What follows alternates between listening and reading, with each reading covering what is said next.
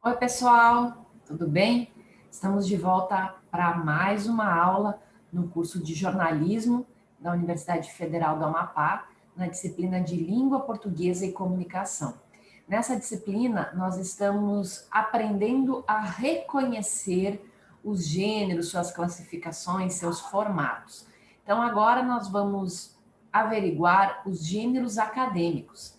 Então, conhecendo um pouco mais sobre eles para que vocês consigam, neste primeiro momento, entender como eles são, perceber como eles são feitos e, num segundo momento, nas próximas disciplinas, aprender a construir estes gêneros, cada um no seu curso de graduação. Porque, lembrando, nós temos aqui, nessa disciplina, alunos de outros cursos também que eventualmente se matriculam. Então, de alguma maneira, cada um aqui pode fazer entender essa aula à luz do seu curso. Então, eu acho que essa aula vai ser bem interessante por ser híbrida, né? Cada um pode, então, relacionar estes gêneros acadêmicos à sua graduação. Então, os gêneros acadêmicos, eles são gêneros que fazem parte de trabalhos científicos do ensino superior. Então, acadêmico se refere a ensino superior e nada mais é do que um trabalho realizado dentro de uma determinada ótica, dentro de um estilo, dentro de uma característica. Então, resumindo, os gêneros acadêmicos, eles fazem parte do ensino superior, são trabalhos científicos e algo muito importante, eles têm uma normatização em comum. O que é isso? Normalmente, os trabalhos de graduação, eles seguem as normas da ABNT, que é, digamos assim, um padrão nacional de regra. É a Associação Brasileira de Normas, né, de Trabalhos Técnicos e Científicos. Mas existem outros padrões, como, por exemplo, a APA. Então, alguns que é um padrão internacional. Então, por exemplo, alguns eventos científicos, eles exigem trabalhos à luz da ABNT, trabalhos normatizados via APA ou via outros padrões. Então, normalmente, nós ensinamos, nós falamos, nós frisamos a ABNT, porque é o padrão nacional e é o padrão dos gêneros acadêmicos em, pelo menos, todas as universidades que eu já conheci e convivi seguem a ABNT. Então, em alguns momentos, alguns eventos seguem outras regras. Mas aí o que é interessante? Estas normatizações, né, ou regras ou padrões, eles também mudam muito. Então, a ABNT, às vezes, ela faz atualizações mensais, anuais, né? Então, assim, é muito fácil de você pegar essa normatização, né? Digamos, você tem um evento internacional que segue as normas internacionais de X lugar. Né? Então, quando esse evento ele é promovido, a própria organização do seminário, do simpósio, do congresso, já envia um modelinho. Né? Então, por exemplo, nós, a ABNT, nós que seguimos a ABNT na Unifap, nos trabalhos da Unifap, também normalmente enviamos um modelinho para os alunos. Em comunicação, o principal evento nacional de comunicação que os alunos participam é o Intercom. Então, toda vez que o Intercom abre inscrições para emissão de artigos científicos, por exemplo, junto ele já manda um padrãozinho. Né? Então, todos os gêneros, eles têm uma normatização, ou seja, seguem um padrão de formato, as margens do texto, qual é o tamanho da letra, qual é o nome da fonte, o tamanho do título, o tamanho do resumo, o tamanho do texto e assim por diante, tá? Então, isso a gente também vai ver ao longo da aula. Então, aqui eu gostaria de, num primeiro momento, fazer uma contextualização destes gêneros acadêmicos na graduação.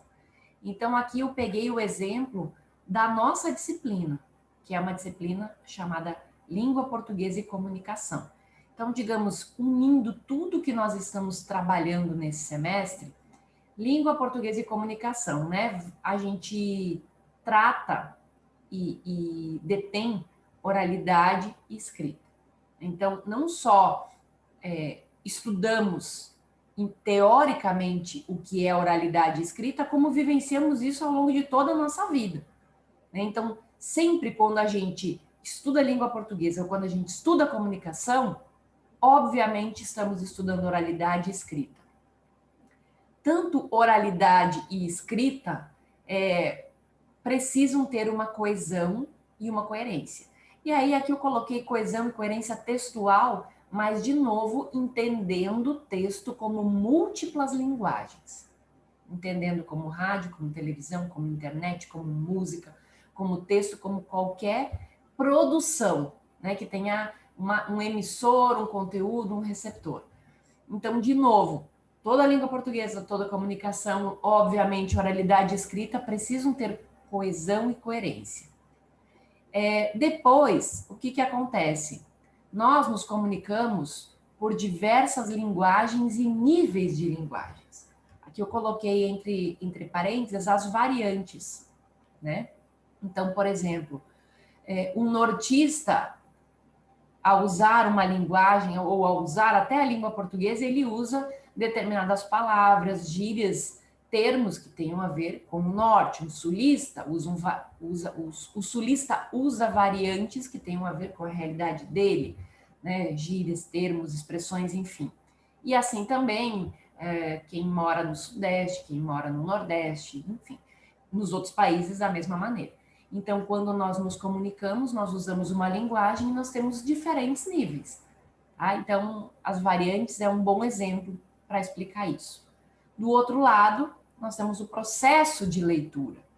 O que é esse processo de leitura? Tem a ver com a nossa primeira aula do semestre.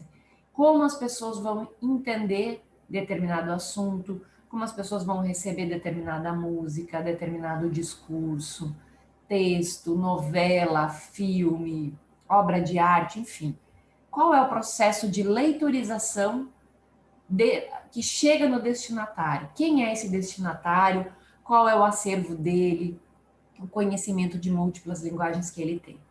Então, a partir do momento em que eu envio um conteúdo, envio uma linguagem, né, o conteúdo por meio de uma linguagem, é somente o receptor que vai ter total noção da leitorização dele. Nós, enquanto emissores, não temos completa noção de como o nosso receptor vai entender determinada coisa. Tá? Então, eu acho que isso é muito mágico, porque por mais, às vezes, um professor, por mais didático que ele tente ser, ele não sabe se o aluno vai entender na integralidade, porque cada um tem um jeitinho de aprender, cada um tem o seu acervo particular de conhecimento de mundo e assim por diante. Então, depois de tudo isso, chegam os gêneros textuais, que se dividem entre os textos textuais acadêmicos e os textos, né, os gêneros textuais técnico-profissionais. Hoje a gente vai ver os gêneros textuais acadêmicos. Nós já vimos os gêneros textuais técnico-profissionais do jornalismo, que é o gênero informativo e opinativo. Tem outros, como por exemplo o interpretativo, diversional, enfim, existem outros gêneros que os autores, às vezes, mais de um autor vai sugerir. Né? Então, assim, normalmente no jornalismo nós colocamos estes dois, opinativos e informativos. Mas, por exemplo, de repente, o pessoal da área de exatas, né? Ou ainda, vamos por profissões, biólogos, advogados, médicos, talvez tenham seus gêneros textuais técnico-profissionais específicos. Nós, jornalistas, estudantes de jornalismo, temos o nosso também. Bom, então agora, eu ia dizer nestas aulas, mas eu estou dividindo em várias aulas, mas digamos neste módulo, nós vamos trabalhar os gêneros textuais acadêmicos.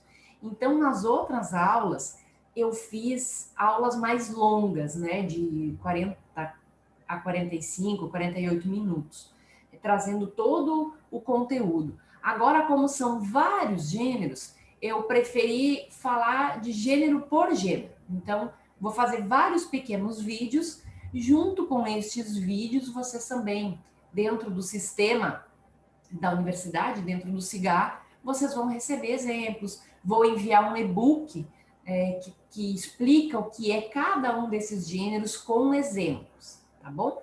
Então, eu penso que para esse módulo, para falar de gêneros, é melhor a gente fazer vários videozinhos. Então, seguimos na luta, daqui a pouco eu chego com o primeiro gênero, a especificação desse primeiro gênero, tá bom? Então, daqui a pouquinho a gente se fala.